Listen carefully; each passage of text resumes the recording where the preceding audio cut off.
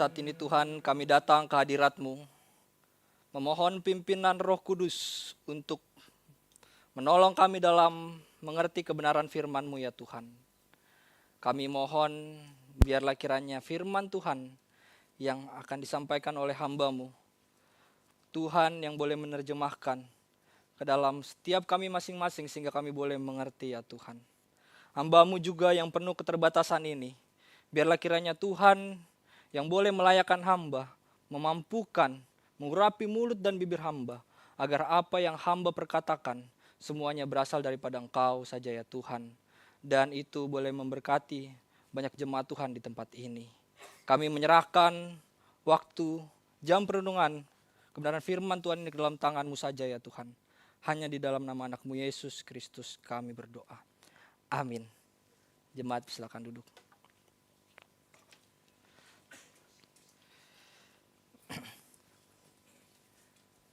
Shalom bagi kita semua. Ya, puji nama Tuhan, hari ini kita boleh berkumpul bersama di tempat ini untuk kembali merenungkan kebenaran firman Tuhan. Ya, semalam jam 2 pagi ada fenomena ya, di mana semuanya bergoyang. Bukan hanya di bangunan yang goyang, kita juga bergoyang gitu. Ya, saya harap dengan fenomena yang terjadi itu tidak mengambil alih fokus kita ya. Kita bisa terus tetap fokus dalam perenungan firman Tuhan pada pagi hari ini. Ya, langsung saja. Tema kita pada pagi hari ini adalah keluarga yang memuliakan Allah. Yang terambil dari Ulangan 6 pasal 4 Ulangan pasal 6 ayat 4 sampai 9. Ya, kita akan baca secara bergantian. Saya akan membaca setiap ayat yang bernomor genap dan Bapak Ibu bisa baca setiap ayat yang bernomor ganjil. Ayat keempat dikatakan, dengarlah, hai orang Israel, Tuhan itu Allah kita, Tuhan itu Esa.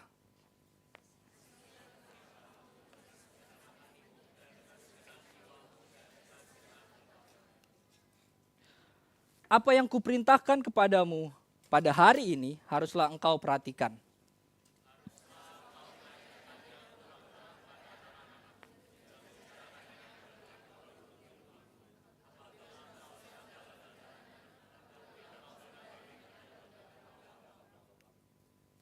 Haruslah juga engkau mengikatkannya sebagai tanda pada tanganmu, dan haruslah itu menjadi lambang di dahimu.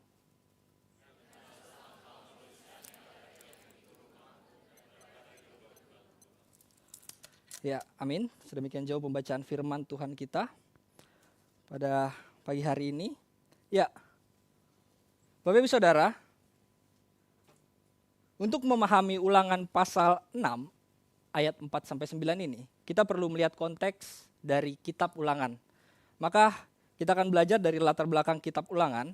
Nama Ulangan sendiri itu berasal dari bahasa Yunani yang berarti Deuteronomion. Yang berasal dari dua kata, yaitu Deuteros yang artinya kedua dan nomos yang artinya hukum. Sehingga secara harafiah ini menunjukkan pada hukum kedua atau pemberian kembali hukum. Ya, ini bukan penyampaian hukum yang baru ya Bapak Ibu Saudara, tetapi ini menjelaskan kembali hukum yang telah disampaikan oleh Musa. Hukum yang telah diterima oleh generasi yang lama. Ya, saya juga melampirkan di sini tentang komentari dari J. Sidlow Baxter. Dia mengatakan bahwa ini adalah second giving of the law, yaitu penguraian kembali hukum bagi generasi yang telah tumbuh di padang gurun dan akan memasuki tanah Kanaan. Jadi ada sebuah transisi, perpindahan dari generasi yang lama ke generasi yang baru. Ya, Baxter juga mengatakan bahwa kitab ini adalah kitab transisi. Transisi dari apa? Ada 4 hal yang saya catat di sini. Yang pertama, itu transisi dari generasi lama ke generasi yang baru. Generasi yang lama adalah generasi yang keluar dari tanah Mesir bersama dengan Musa menuju tanah Kanaan. Tetapi tidak sampai ke dalam tanah Kanaan. Yang sampai ke tanah Kanaan, yang generasi lama itu adalah Kaleb dan Yosua. Nah, yang generasi baru itu siapa? Generasi baru itu adalah mereka yang mungkin pada waktu perjalanan mereka masih kecil. Dan mereka bertumbuh di padang gurun. Atau mungkin mereka yang lahir dalam perjalanan itu. Yang dalam rentang waktu sekitar 40 tahun, mereka disebut sebagai generasi yang baru. Nah, mereka juga yang tadinya tinggal di tenda, tinggal di sebuah padang gurun, ya kan, berubah menuju ke tanah Kanaan, tinggal di tempat yang tetap. Di tanah Kanaan mereka akan memiliki tanah pusaka. Mereka akan memiliki wilayah masing-masing, tempat tinggal masing-masing. Dan dari padang gurun menuju tanah Kanaan. Dan yang terakhir, ini yang paling kita soroti, di mana ada kekurangan menjadi kelimpahan. Ya, di sini juga Baxter mengatakan bahwa Israel sedang menuju tujuan yang Allah janjikan atau destination through divine faithfulness. Yaitu tujuan melalui kesetiaan ilahi. Jadi ini adalah perjalanan yang dimana Tuhan kerjakan bagi bangsa Israel yang setia kepada janji Allah. Bapak Ibu Saudara, kalau kita mengingat ya, generasi yang baru itu mereka tidak serta-merta melihat secara langsung bagaimana karya Allah, di mana karya Allah menyatakan kebesarannya bagi Mesir, bagi bangsa Israel. Ketika Allah menyampaikan 10 tulah, Allah membelah Laut Teberau, di mana Allah memberikan pertolongan yang terus-menerus bagi bangsa Mesir.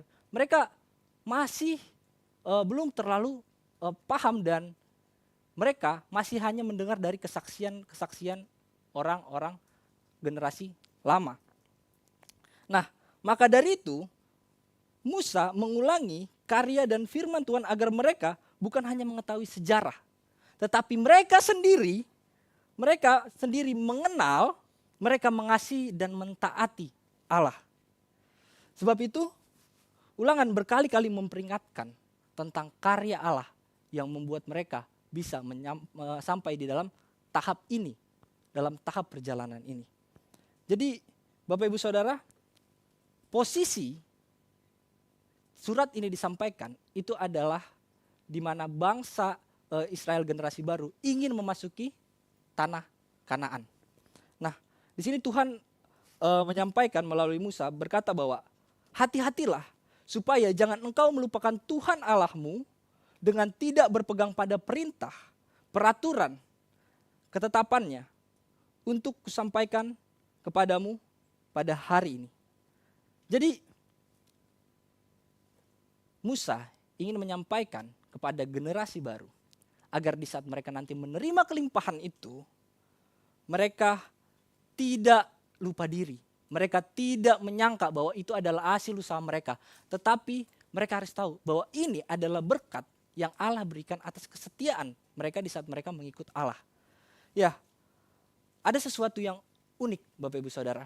Dalam kitab Pentateuch atau 5 kitab yang ditulis oleh Musa dari Kejadian sampai Ulangan, ini hanya di kitab Ulangan lah Tuhan menyampaikan secara eksplisit, secara terang-terangan kasihnya. Kalau dalam Kejadian sampai Bilangan, Allah terus menyampaikan tentang keadilan, perintah-perintahnya, hukum-hukumnya. Tetapi di dalam Ulangan secara eksplisit Allah mengatakan kasihnya, menyatakan kebesarannya. Dikatakan di sini, bukan karena lebih banyak jumlah dari bangsa manapun, maka hati Tuhan terpikat olehmu dan memilih kamu, bukankah kamu ini yang paling kecil dari segala bangsa. Tetapi karena Tuhan mengasihi kamu dan memegang sumpahnya yang telah diikrarkannya kepada nenek moyangmu, maka Tuhan telah membawa kamu keluar dengan tangan yang kuat dan menebus engkau dari rumah perbudakan, dari tangan Firaun dan Raja Mesir. Jadi ada penekanan bahwa ini bukan karena usaha mereka, bukan karena bangsa Israel adalah bangsa yang besar atau bangsa yang kuat atau mereka hebat sehingga Allah mengasihi mereka, bukan. Tapi karena kasih Allah sajalah sehingga mereka dipilih menjadi umat kepunyaan Allah. Hanya karena kasih Allah saja kita boleh menerima anugerah.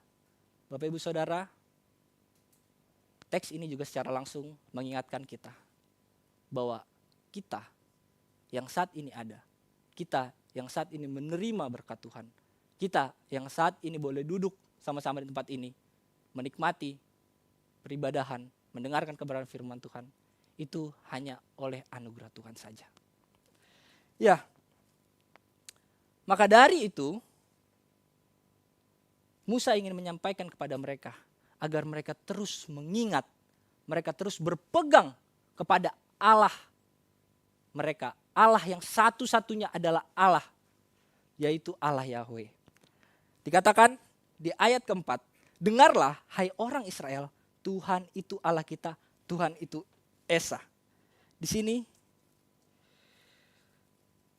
Musa ingin menyampaikan bahwa sebelum engkau memasuki tanah Kanaan, sebelum engkau menerima kelimpahan itu, peganglah kepercayaan ini. Allah itu, Tuhan itu Allah kita, Tuhan itu Esa. Bapak Ibu Saudara, ada sebuah hal yang sering terjadi di zaman dunia kuno. Jadi kalau kita bilang FOMO-nya orang dunia kuno lah. Jadi bagaimana FOMO-nya mereka? FOMO-nya mereka itu ketika mereka masuk ke dalam satu wilayah atau pindah ke dalam satu bangsa gitu kan. Mereka melihat dalam satu bangsa itu ada sebuah kelimpahan. Mereka melihat tanahnya subur, mereka melihat iklimnya baik, tempatnya bagus gitu, cuacanya bagus. Itu mereka akan bertanya, siapa dewa mereka atau siapa Tuhan di balik itu. Nah, mereka akan ikut menyembah karena mereka berpikir bahwa Tuhan mereka lah yang memberikan berkat itu. Jadi ada FOMO seperti itu. Ketika mereka melihat, wah ini Jepang gitu kan, diberkati ya, negaranya maju tidak seperti negara kita gitu kan. Terus kita cari tahu lah, kira-kira siapa yang memberkati negara ini ya. Nah, pas kita tahu, ikut-ikut kita menyembah. Nah, pada zaman dunia kuno itu sering terjadi seperti itu, Bapak Ibu Saudara. Maka Musa menekankan untuk mereka tetap berpegang, tetap percaya bahwa Tuhan itu adalah Allah mereka yang satu-satunya dan Tuhan itu Esa. Jadi dari sini kita melihat bahwa banyak sekali godaan yang akan dialami oleh bangsa Israel nanti. Mudah sekali untuk mereka terbawa arus. Mudah sekali mereka untuk tergiur oleh sumber daya yang ada, kelimpahan yang akan mereka terima. Jadi di sini Musa ingin menegaskan untuk mereka berpegang agar mereka yang generasi baru ini nanti gitu kan bisa terus percaya dan memuliakan Allah dan berpegang bahwa Tuhan adalah Allah satu-satunya. Maka dari sini Musa ingin menyampaikan, kalau kita melihat dalam teks yang kita baca tadi Bapak Ibu Saudara, dari ayat 4 sampai ayat 9, di situ dikatakan, dengarlah Tuhan itu Esa, ya kan? Tuhan itu Allah kita. Kasihlah dengan segenap hatimu, ajarlah kepada anak-anakmu. Ini adalah sebuah penekanan, pengajaran yang dimana harus benar-benar timbul di dalam hati mereka. Bukan hanya sekedar mereka ketahui. Maka pada pagi hari ini kita mau belajar bersama-sama tentang keluarga yang memuliakan Allah. Bapak Ibu Saudara, ada 3 ciri yang akan kita pelajari pada pagi hari ini tentang bagaimana keluarga yang memuliakan Allah itu. Yang pertama, ciri yang pertama adalah Allah sebagai pusat dan otoritas keluarga. Kita kembali melihat di ayat ini, dikatakan, dengarlah hai Israel, Tuhan itu Allah kita, Tuhan itu Esa. Bapak Ibu Saudara, teks ini adalah Shema Israel. Kalau Bapak Ibu pernah dengar kata Shema Israel, apa itu Shema Israel? Shema Israel itu pengakuan iman orang Israel. Kalau kita pada saat ini itu pengakuan iman rasuli ya. Nah, kalau Bapak Ibu membaca lebih dalam dari kata dengarlah, muncullah kata Shema itu. Dengarlah itu berasal dari kata Ibrani yaitu shema yang berarti dengarlah. Tetapi secara gramatikal ini terbentuk dari sebuah kata imperatif, gramatikal imperatif, yaitu sebuah perintah yang harus ditaati. Dengan demikian, dengarlah berarti dengarlah dan taatilah. Jadi Bapak Ibu Saudara, kata shema ini itu bukan hanya sekedar dengar, tetapi dengar dan lakukan, dengar dan taati. Inilah penekanan dari kata shema. Jadi ketika Musa mengatakan dengarlah, hai orang Israel, Tuhan itu Allah kita, itu harus berpegang. Dan Tuhan itu Esa, itu harus mereka yakini dan imani dan mereka taati. Bapak Ibu Saudara. Ya, kata shema ini sering muncul ya di kalangan teologi atau persekutuan rohani gitu. Ya, karena memang esensinya harapannya gitu. Dengan menggunakan nama shema, itu ada sebuah ketaatan gitu kan. Ada sebuah dengar-dengaran di dalamnya dan melakukan perintah Allah nantinya gitu. Nah, maka sering kita dengar entah itu nama anak Sema atau nama persekutuan Sema, itulah harapannya.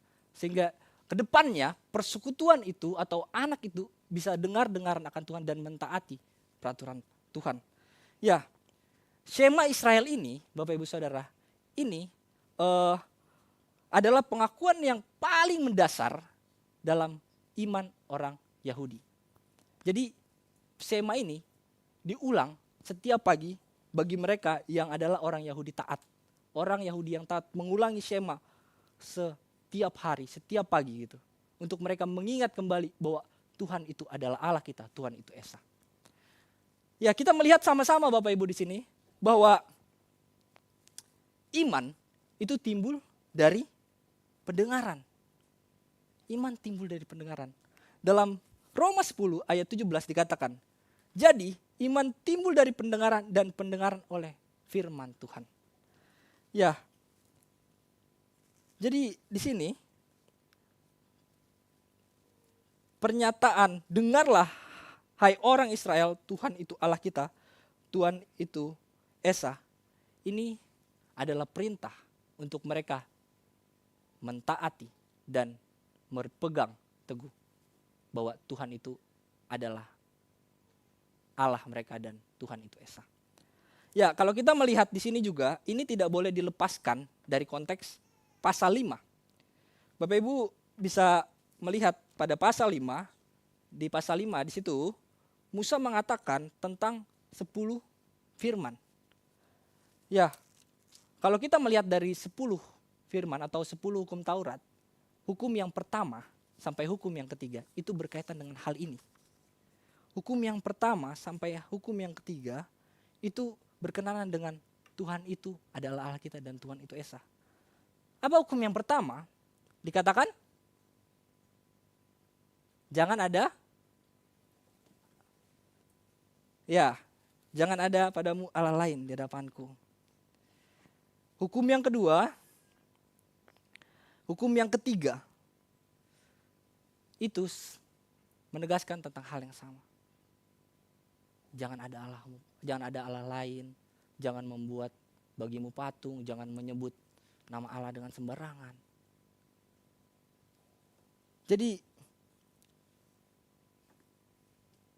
ketiga perintah pertama ini membentuk satu fondasi yang kuat tentang siapa Allah itu. Membentuk sebuah pegangan yang kuat untuk mereka tetap setia di dalam Allah. Ya, maka dikatakan Tuhan itu Allah kita, Tuhan itu Esa. Bapak Ibu Saudara, nama Yahweh sendiri atau YHWH, ini kan ayat 4 ini kan Shema Israel, bunyinya seperti ini Bapak Ibu. Shema Israel Adonai Elohim Adonai Ehad. Nah, tapi Bapak Ibu Saudara, bangsa Israel tidak menyebut Yahweh itu dengan sebutan Yahweh. Mereka mengganti nama Yahweh dengan Adonai. Kenapa? Karena nama Yahweh adalah nama perjanjian Allah Israel yang diberikan kepada Musa pada waktu Musa dipanggil untuk memimpin bangsa Israel. Nah, Bapak Ibu Saudara, nama Yahweh ini adalah nama yang sakral lah kalau bagi orang Yahudi gitu. Jadi mereka nggak bisa sembarangan menyebut. Mereka nggak bisa sembarangan terang-terangan menyebut Yahweh gitu. Mereka harus hati-hati dalam menyebut itu. Kenapa? Karena nama ini adalah nama yang sangat kudus. Nama yang sangat dihormati. Sehingga dalam penyebutan saja mereka mengganti nama itu dengan Adonai. Sehingga di saat mereka menyampaikan tentang Shema Israel ini, mereka tidak menyebut nama itu dengan Yahweh. Tapi mereka menggantinya dengan Adonai. Namun Bapak Ibu Saudara, di saat mereka mengikrarkan pengakuan ini, mereka terus mengingat bahwa mereka mempunyai Allah yang berpegang pada janjinya, yang akan terus menyertai, yang akan terus memberkati, yang akan terus memegang dia sampai nanti. Sampai kepada keselamatan itu. Jadi Bapak Ibu Saudara, dari teks ini kita belajar bahwa kita mengingat, ketika kita mengingat nama Tuhan, ketika kita mendeklarasikan nama Tuhan, kita secara langsung juga mengingat, secara bersamaan mengingat bahwa kita dipegang, dijamin, dan diselamatkan oleh Dia. Di sini juga setelah Musa mengatakan Tuhan itu Allah kita, dia mengatakan Tuhan itu Esa. Jadi Musa menekankan ini bukan hanya sekedar menyampaikan begitu saja, tetapi ada makna di dalamnya. Karena di tanah Kanaan nanti mereka akan bertemu banyak sekali ilah-ilah, banyak sekali allah-allah buatan, banyak sekali penyembahan-penyembahan berhala yang di sana mereka bisa menyembah, yang di sana mereka bisa mengikuti. Sehingga ketika Musa menyampaikan Allah itu Esa, Musa ingin sampaikan bahwa hanya satu Allah ini sajalah Tuhan kita. Dan hanya dialah satu-satunya Allah. Tidak ada Allah lain. Tidak ada ilah lain. Tidak ada yang lain yang layak disembah. Hanya Allah sajalah. Maka di ayat kelima ditekankan, kasihilah Tuhan Allahmu dengan segenap hatimu. Dan dengan segenap jiwamu. Dan dengan segenap kekuatanmu. Artinya pengakuan tentang siapa bukan hanya ketika kita menyampaikan kepada teman kita, kepada tetangga kita, kepada saudara kita, tetapi juga kita hidupi di dalam hati kita. Kita berpegang dengan segala kekuatan kita bahwa Allah itu adalah Tuhan kita dan Dia adalah Allah satu-satunya. Dari sinilah Bapak Ibu, fondasi yang kuat diletakkan tentang bagaimana keluarga dapat memuliakan Allah. Fondasinya dulu harus dipegang. Fondasinya dulu harus ada. Bahwa yang berotoritas dalam keluarga hanya Allah saja. Tidak ada yang lain. Jadi jangan menjadikan Allah lain di dalam keluarga. Jangan mengangkat Allah lain dalam keluarga.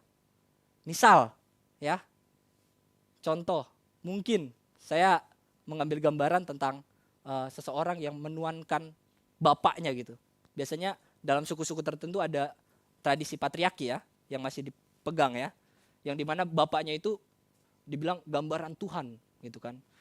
Jadi harus taati, ini wakil Tuhan nih, tapi menyembahnya seperti Tuhan gitu. Semuanya harus dilakukan, harus diikuti, padahal salah gitu kan. Jangan sampai ada Allah lain. Bapak Ibu Saudara, jangan gantikan fondasi, jangan gantikan otoritas, jangan gantikan pusat dalam keluargamu dengan Allah yang lain. Berpeganglah pada satu Allah, yaitu Allah kita yang Esa itu. Dengan demikian dalam Ulangan pasal 5 dan pasal 6 ayat 4 sampai 5 ini membentuk satu kesinambungan yang dimana tiada Allah lain. Jangan menggantikan Allah, hormati nama Allah, akuilah bahwa Allah itu Esa dan kasihlah Dia dengan segenap hidupmu, segenap hati, segenap kekuatan. Itu adalah ciri yang pertama yang dimiliki oleh keluarga yang memuliakan Allah. Yang kedua, yaitu firman Tuhan menjadi pedoman bagi keluarga. Setelah Musa menegaskan bahwa Tuhan atau Yahweh itu adalah Tuhan kita dan Yahweh itu adalah satu-satunya Allah, dia kembali melanjutkan dengan apa yang kuperintahkan kepadamu hari ini haruslah engkau perhatikan. Dan di ayat 7, haruslah engkau mengajarkan berulang-ulang kepada anak-anakmu dan membicarakannya apabila engkau duduk di rumahmu, apabila engkau sedang berjalan, apabila engkau sedang berbaring, apabila engkau sedang bangun. Bapak Ibu Saudara, kata mengajarkan berulang-ulang ini berasal dari kata sanan yang berarti menajamkan atau mengasah. Ini sama seperti pisau yang sedang diasah. Gambarnya seperti itu, simpel ya Bapak Ibu. Saya membuat ilustrasi tentang gambar itu, biar kita mengerti gitu. Bahwa firman Tuhan itu bukan hanya sekali disampaikan kepada anak. Tetapi terus berulang. Agar itu dapat tajam. Agar itu dapat melekat. Dan mereka dapat berpegang pada itu. Bapak Ibu Saudara, ketika melihat pisau yang ditajamkan, tujuannya untuk apa sih gitu? Ketika pisau ditajamkan, pisau yang tadinya tumpul gitu kan, ditajamkan untuk apa? Biasanya ibu-ibu ya, kalau bapak-bapak jarang mungkin ya. Mungkin ibu-ibu yang sering masak gitu, kalau pisau ditajamkan itu untuk apa sih gitu? Untuk memotong, untuk lebih tajam gitu. Bapak Ibu Saudara, ketika pisau ditajamkan, tujuannya untuk mempercepat pekerjaan. Biar lebih efisien, lebih cepat. Itu tujuannya. Jadi ketika firman itu berulang kali disampaikan, itu tujuannya bukan agar mereka hafal, bukan itu. Bukan biar hafal mati firman Tuhan. Kalau ditanya, misal, apa Yohanes 3 ayat 16? Wah, itu langsung hafal gitu kan. Tapi melakukan enggak? Melekat enggak? Bekerja enggak? Efektif enggak? Kan seperti itu Bapak Ibu Saudara. Maka ketika dia berkata berulang kali, ini bukan penekanan agar mereka hafal mati, bukan. Tapi agar mereka berpegang, mereka lebih cepat mengerti, mereka lebih dapat mengalami situasi-situasi yang mungkin nanti mereka alami. Ya, jadi dalam teks ini, firman Tuhan mengajarkan kita untuk kita terus mengulang pengajaran tentang firman Tuhan itu. Mengapa firman Tuhan harus menjadi pedoman keluarga? Mengapa ini harus menjadi pegangan bagi keluarga? Kita tahu bahwa firman Tuhan itu ya dan amin. Firman Tuhan itu berkuasa, dia hidup dan kuat. Seperti yang dikatakan dalam Ibrani 4 pasal 12. Dan firman Tuhan itu dalam 2 Timotius 3 ayat 16 dikatakan, segala tulisan yang diilhamkan Allah memang bermanfaat untuk mengajar, untuk menyatakan kesalahan, untuk memperbaiki kelakuan, dan untuk mendidik dalam kebenaran. Jadi kenapa penting firman Tuhan menjadi pedoman bagi keluarga? Agar firman Tuhan ini bisa mengubahkan keluarga itu. Keluarga yang mau berpegang kepada firman Tuhan, keluarga yang mau menjadikan firman Tuhan pedoman, itu adalah keluarga yang bertumbuh. Adalah keluarga yang memuliakan Allah. Sehingga ada kekerasan di dalam keluarga, itu dapat diluluhkan. Ada kesalahan di dalam keluarga, itu dapat dibenarkan. Ada hal yang kurang bermanfaat, itu ditegaskan. Jadi firman Tuhan ini yang menjadi pedoman bagi keluarga, bermanfaat untuk mengajar, mendidik keluarga, menyatakan kesalahan, memperbaiki kelakuan-kelakuan kita yang mungkin tidak benar, dan mendidik di dalam kebenaran. Disinilah firman Tuhan juga menjaga keluarga dari penyembahan berhala. Firman Tuhan menjadi pengingat bagi kita agar kita tidak meninggalkan Allah kita. Ya, bangsa Israel akan mengalami godaan yang cukup besar. Mereka akan menikmati susu dan madu yang berlimpah. Mereka akan menikmati buah yang besar-besar. Mereka akan menikmati banyak hal. Kalau firman Tuhan tidak menjadi pedoman bagi mereka, mereka akan kalang kabut. Mereka akan serakah. Mereka akan merasa bahwa kenikmatan ini sudah cukup. Bapak Ibu Saudara, firman Tuhan ini juga mengingatkan kita. Saat ini kehidupan kita sangat relevan bukan dengan teks ini. Ketika kita yang menikmati kelimpahan, ketika kita yang merasakan berkat itu, yang kita boleh menerima berkat yang cukup baik, apakah kita berfokus kepada berkatnya atau berfokus kepada Allahnya? Bapak Ibu Saudara, saya sering mendengar kesaksian dari teman-teman saya di kampus ataupun di mana di berbagai gereja gitu.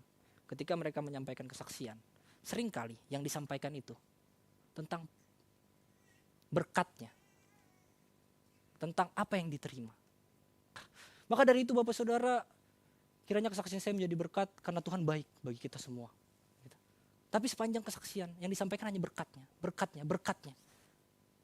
Ini menjadi perhatian bagi kita. Ketika kita melihat Allah yang bekerja dalam hidup kita, kita lihatlah sumbernya. Allah itu. Jangan berfokus kepada berkatnya. Berkat itu bisa ganti-ganti Bapak Ibu Saudara. Berkat itu bisa bervariasi. Tapi sumbernya itu hanya satu, tidak bisa diganti. Tidak bisa bervariasi. Gak ada rasa coklat, banana, vanila, gak ada. Hanya satu. Allah yang esa itu. Jadi firman Tuhan yang menjadi pedoman bagi keluarga bukan hanya karena firman Tuhan memberikan informasi tentang Allah. Bukan hanya memberikan sejarah tentang bangsa Israel. Bukan hanya memberikan pengetahuan tentang Yesus yang lahir ke dunia lalu mati, bangkit ke surga. Bukan hanya tentang itu Bapak Ibu Saudara. Tapi firman itu benar-benar menghidupkan keluarga itu. Firman Tuhan itu benar-benar membangun keluarga itu. Menjadikan pedoman bagi setiap keluarga yang memuliakan Allah. Bapak Ibu Saudara, ini sudah ciri yang kedua. Apakah keluarga kita sudah masuk ke dalam ciri ini? Atau sudah berhenti di ciri yang pertama? Nah, ini perlu dipertanyakan. Kalau jujur Bapak Ibu Saudara, bercermin kepada keluarga saya bukan dari keluarga yang baik-baik saja. Asik, baik-baik saja bahasanya ya. Ya, maksudnya bapak ibu saya itu bukan sama-sama Kristen gitu. Bapak saya Muslim sampai saat ini gitu. Dan keluarga saya tuh ya tadi bervariasi. Ada yang rasa banana, vanila, coklat gitu. Kakak bersama saya Muslim, adik-adiknya Kristen semua dan termasuk saya gitu. Nah, ketika saya merenungkan firman Tuhan ini, saya tidak mau menggurui Bapak Ibu Saudara. Saya juga bercermin kepada keluarga saya. Sehingga firman Tuhan ini menjadi pedoman bagi saya yang generasi baru ini. Menjadi pengingat bagi saya yang generasi baru ini untuk berpegang dan mewariskan kepada anak-anak saya nanti. Ya, Bapak Ibu Saudara, kalau ditanya ciri yang keberapa? Ciri yang kedua, yang pertama, keluarga saya belum sampai di situ. Tetapi saya, ya, di dalam iman saya akan menjalankan sampai ciri yang ketiga. Maka dari itu, biar kita bisa menjalankan bersama-sama ciri yang ketiga, mari kita lihat apa ciri yang ketiga itu. Yang ketiga, itu adalah firman Tuhan menjadi kesaksian bagi keluarga. Bapak Ibu Saudara, keluarga yang memuliakan Allah itu adalah keluarga yang menjadikan firman Tuhan kesaksian mereka. Mari kita melihat di ayat ke-8 dikatakan, haruslah engkau mengikatnya sebagai tanda pada tanganmu dan haruslah itu menjadi lambang di dahimu.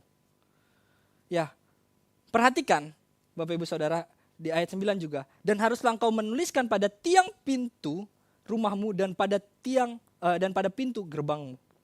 Kalau kita dikatakan di situ, haruslah engkau mengikatkannya sebagai tanda pada tanganmu, ya kan? Terus pada dahimu, terus pada tiang pintumu, terus pada eh, gerbang rumahmu gitu kan, pada pintu gerbangmu.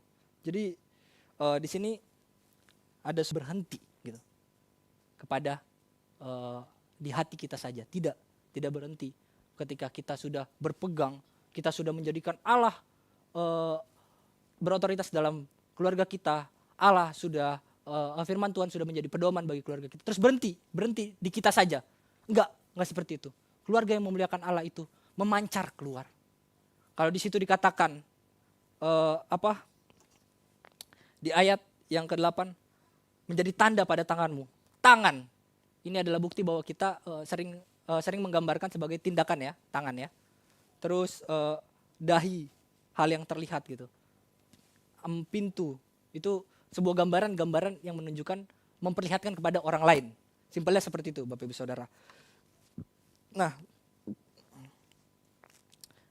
ya di sini saya meng-highlight dengan warna kuning, dikatakan mengikatnya tanganmu, lambang di dahimu.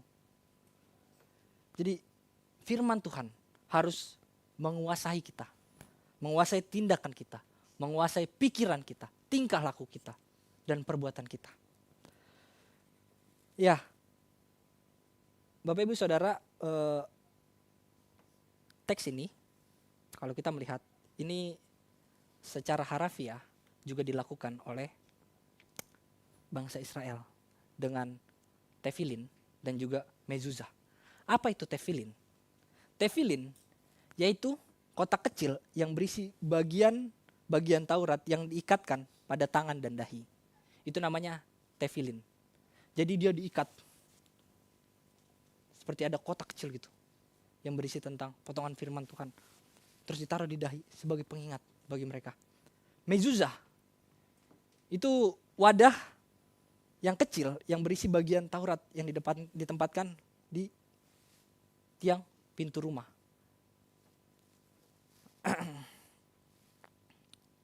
Ya, menariknya Bapak Ibu Saudara, kalau kita melihat tefilin ini sampai saat ini masih ada juga yang melakukan ya, secara harafiah, bukan hanya di kalangan Yahudi, kalangan orang Kristen juga ada. Cuman menggantikan dengan gelang yang bertulisan firman Tuhan, salib-salib ya kan, lambang, dan juga anting misalnya ring gitu kan. Mereka menggantikan itu sebagai apa Bapak Ibu Saudara? Itu bukan sekedar aksesoris, tetapi tujuannya untuk mengingatkan, untuk menjadikan sebuah pegangan gitu. Sehingga mereka di saat mereka memakai gelang itu, mereka memakai ring itu, mereka memakai aksesoris salib, mereka mengingat identitas diri mereka adalah orang Kristen. Tapi kenyataannya Bapak Ibu Saudara tidak demikian kan? Mereka yang memakai gelang salib, memakai kalung salib, enggak juga, belum tentu gitu kan. Belum tentu itu Kristen gitu kan. Maka perlu ditanyakan, itu salib yang di tengah atau yang di kiri atau yang di kanan gitu kan. Makanya Bapak Ibu Saudara jangan langsung berpikir gitu bahwa orang yang memakai salib itu udah pasti Kristen gitu. Orang yang memakai kalung, gelang, dan ring dan sebagainya gitu, udah pasti yang paling tahu firman Tuhan. Belum tentu. Tetapi yang harus kita imani ketika kita memakai aksesoris itu sebagai identitas kita. Bahwa kita adalah orang percaya, orang yang memiliki Tuhan, dan kita mengingat akan firman Tuhan. Ya, kalau kita juga melihat tentang mezuzah, Bapak Ibu Saudara, ini juga dilakukan. Kali ini bukan oleh anak-anak muda. Mezuzah yang ditaruh di tiang pintu rumahmu, ini saat ini juga masih dilakukan oleh banyak kalangan orang Kristen. Ya, sorry. Ya, Bapak Ibu Saudara, ini sebagai penanda, sebagai pengingat yang ditaruh di tiang rumah. Biasanya bertuliskan tentang ayat-ayat firman Tuhan ya, kalau ditaruh di depan pintu rumah. Maka Bapak Ibu Saudara, dari teks ini, ketika Musa mengatakan, haruslah juga engkau mengikatkan sebagai tanda pada tanganmu, dan haruslah itu menjadi lambang di dahimu. Ini seharusnya menjadi pengingat bagi kita juga. Ketika kita memakai setiap aksesoris yang ada, kita mengingat bahwa kita adalah orang-orang percaya yang memiliki Allah yang esa. Bapak Saudara, mari kita melihat ayat selanjutnya. Di ayat 9 dikatakan, haruslah engkau menuliskan pada tiang pintu rumahmu. Kalau kita bicara tentang tiang pintu rumah, Bapak Ibu mengingat sebuah peristiwa tentang tulah ke-10 Musa, ketika Allah menjatuhkan hukuman atas bangsa Mesir, di mana Allah akan membunuh setiap anak laki-laki sulung dari bangsa Mesir gitu, dan memerintahkan bangsa Israel untuk memberikan tanda di depan tiang pintu mereka dengan darah anak domba. Ya, kalau kita mengingat kisah ini, gitu kan, darah anak domba ini berkaitan kepada keselamatan bangsa Israel pada saat itu. Dan kita tahu bahwa pada akhirnya keseluruhan gambar itu merujuk kepada Yesus Kristus. Yesus Kristus yang adalah anak domba Allah. Yohanes Pembaptis mengatakan pada keesokan harinya. Dan dikatakan juga di dalam 1 Korintus pasal 5 ayat 7b. Sebab anak domba Paskah kita juga telah disembelih, yaitu Yesus Kristus. Jadi Bapak Ibu Saudara, penekanan di sini yang mau kita sama-sama melihat bahwa keselamatan bukan lagi tentang tiang pintu rumah. Keselamatan bukan lagi tentang apa yang ditempel di tangan, di dahi. Bukan tentang itu lagi Bapak Ibu Saudara.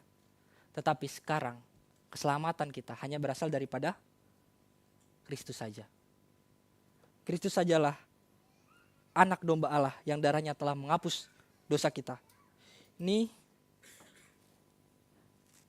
mengingatkan kita untuk kita percaya dan mengingat bahwa Yesus adalah juru selamat kita. Jadi Bapak Ibu Saudara,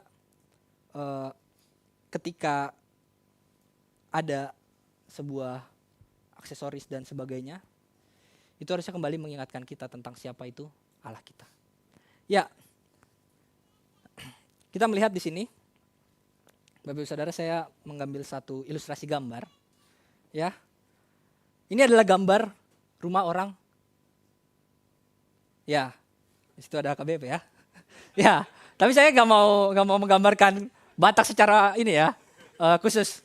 Saya mau gambar bahwa orang Kristen lah secara general gitu kan. Orang Kristen secara general itu biasanya di rumahnya itu ada ini. Biasanya ya kan. Kalau nggak ada perjamuan terakhir, Yesus berdoa di Getsemani, Yesus menggembalakan domba, atau salib di atas TV ya kan. Biasanya gambar-gambar ini ada gitu. Dan biasanya yang lebih apalagi lebih luas lagi, mereka sampai ada ini ya, kayak tadi mezuzah tadi, ayat-ayat firman Tuhan yang kayak gulungan gitu ditempelkan di dekat pintu gitu. Ya kan, yang isinya entah Amsal atau ucapan berbahagia dan sebagainya gitu. Nah, Bapak Ibu Saudara, saya mau bilang bahwa foto yang ada ini, ayat firman Tuhan yang ditempel di pintu itu bukan hanya sekedar aksesoris. Tetapi itu menjadi pengingat bahwa rumah ini dibangun di dalam dasar yang benar. Firman Tuhan menjadi pedoman, dan rumah ini, keluarga ini menjadi kesaksian bagi setiap jemaat yang datang ke dalam rumahnya. Bapak Ibu Saudara, janganlah hati kita melekat pada foto-fotonya atau aksesoris dan sebagainya. Tapi kalau di rumah pun nggak ada gitu gambar foto perjamuan terakhir, nggak ada gambar salib, jangan jadi sedih gitu ya setelah mendengar khotbah ini. Wah, berarti ke rumah kami nggak menjadi keluarga yang berat. Nggak gitu Bapak Ibu. Yang lebih penting adalah firman Tuhan yang menjadi kesaksian. Dilihat nggak gitu sama keluarga kita. Orang melihat nggak bahwa firman Tuhan itu tercermin gitu. Atau nggak usahlah orang lain. Anak kita, abang kita, adik kita, orang tua kita melihat nggak firman Tuhan itu hidup di dalam hati kita. Ketika firman Tuhan itu berkata, ya kan, kasihilah musuhmu dengan segenap hatimu, ya kan. Di rumah berantem terus, piring terbang, ya kan, sapu pakpok gitu. Apakah itu keluarga yang menjadi kesaksian? Kan enggak Bapak Ibu Saudara. Ya, satu ketika bapak saya unik. Jadi saya mau cerita tentang bapak saya gitu. Dia baik tujuannya ya, melarang saya gitu untuk kamu jangan merokok ya gitu kan. Bapak saya itu melarang gitu, kamu jangan merokok. Di saat dia menyampaikan itu, rokoknya di tangan kanan sambil dipegang. Jadi dia ngomong, kamu jangan merokok ya, rokok itu nggak boleh gitu. Tapi rokoknya dipegang gitu Bapak Ibu Saudara. Saya jadi bertanya-tanya, sebenarnya ini apa alasannya gitu. Saya nggak tahu gitu. Jadi Bapak Ibu Saudara, ketika kita menyampaikan kepada anak kita, kepada teman-teman kita, kepada saudara kita, atau keluarga di dalam rumah kita. Ketika kita menyampaikan, kasihlah sesamamu manusia, seperti engkau mengasihi dirimu sendiri. Kita yang menyampaikan, hendaklah kita juga mengasihi diri kita. Hendaklah kita juga berpegang kepada firman Tuhan. Jangan sampai di saat kita menyampaikan itu, malah di feedback, tunggu dulu. Kamu aja kayak gini. Nah, itu yang bahaya Bapak Ibu Saudara. Jadi firman Tuhan itu harus menjadi kesaksian. Jadi keluarga yang memuliakan Allah itu adalah keluarga yang menjadikan firman Tuhan sebagai kesaksian di dalam keluarga itu. Ya. Pada akhirnya teks firman Tuhan ini mengingatkan kita kembali untuk kita mengingat bahwa kita punya Allah yang esa. Allah yang menjadi tumpuan bagi kita. Dan firman Tuhan yang menjadi pedoman bagi keluarga kita. Maka kesimpulan bagi kita pada hari ini. Ulangan 6 ayat 4-9 mengajarkan bahwa keluarga adalah rancangan ilahi untuk tujuan yang ilahi. Allah harus menjadi pusat dan otoritas keluarga. Iman harus dihidupi dan diajarkan dalam kehidupan sehari-hari. Dan menjadi tujuan akhir keluarga untuk memuliakan Allah. Jangan ada tujuan yang lain. Bapak Ibu Saudara, bagi orang tua, ini adalah panggilan untuk menjadi teladan. Bagi kita, anak-anak, ini adalah undangan untuk mengenal Allah secara pribadi. Dan bagi saudara-saudari yang ingin membangun keluarga, jadikanlah ini persiapan rohani untuk membangun keluarga Allah yang memuliakan Allah. Mari kita bersatu dalam doa. Bapa dalam surga, kami bersyukur Tuhan untuk firman Tuhan hari ini yang boleh kembali mengajarkan kami. Untuk kami boleh berpegang kepada perintah-perintah-Mu Tuhan. Agar di saat kami menerima sebuah kelimpahan, di saat kami menerima sebuah kehidupan yang baik, Tuhan terus menjadi Tuhan kami. Kami tidak lengah dan tidak hilang arah. Tetapi kami berpegang pada firman Tuhan yang terus mengingatkan kami, yang terus membangun dan mendiri kami. Dan kami rindu Tuhan untuk menjadi keluarga yang dapat memuliakan Allah. Biarlah firman Tuhan ini terus berkumandang dalam hati dan pikiran kami masing-masingnya Tuhan. Saat ini juga Tuhan hamba berdoa untuk jemaat Tuhan yang berulang tahun pada bulan ini.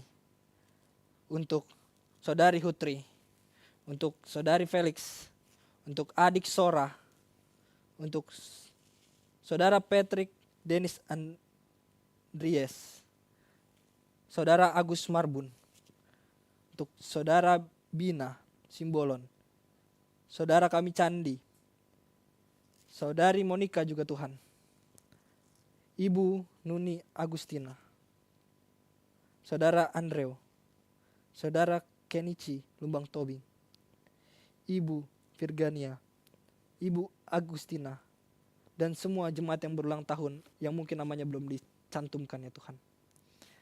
Hamba berdoa Bapak, biarlah kiranya Tuhan yang boleh memberkati mereka di umur yang baru ini lagi.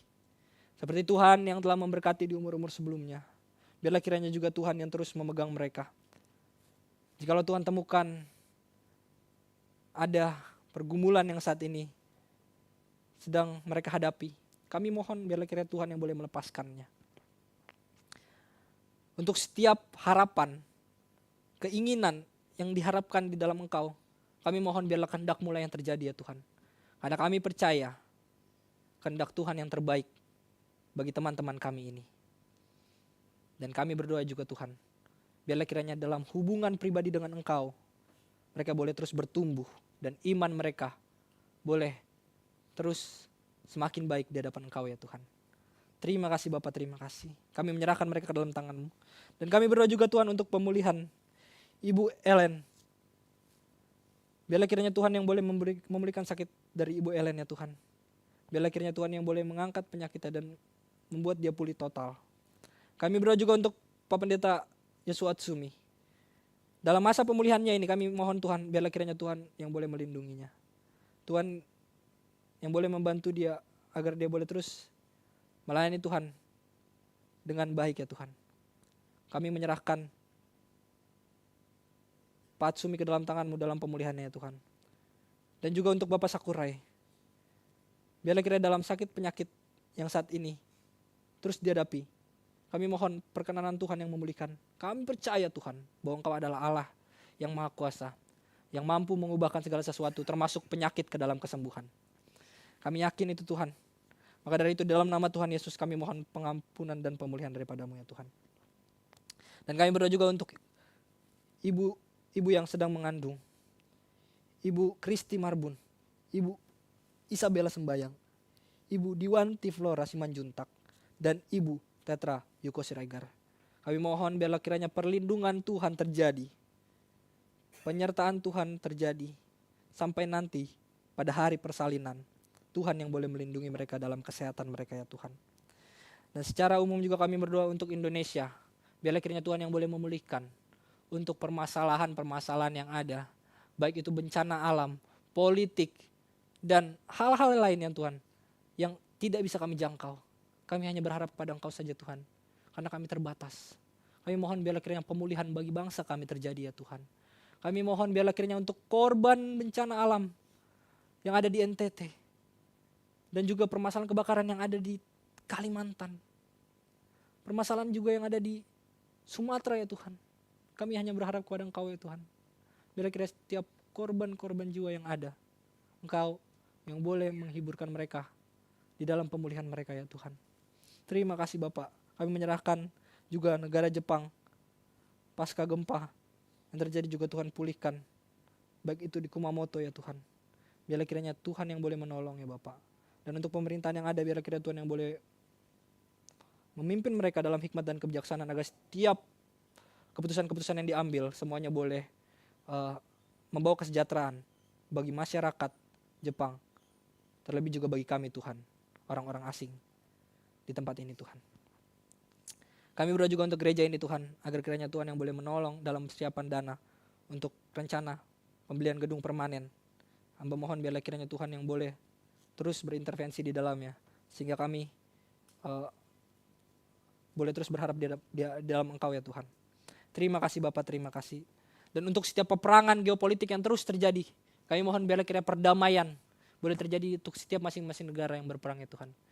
Hanya di dalam nama anak-Mu Yesus Kristus kami berdoa. Dan biarlah doa ini kami sempurnakan di dalam doa yang telah Kau ajarkan kepada murid-murid-Mu. Doa Bapa kami. Bapa kami yang di surga, di sana namamu, datanglah kerajaan-Mu, jadilah kehendak-Mu di bumi seperti surga. Berikanlah kami pada hari ini makanan kami secukupnya.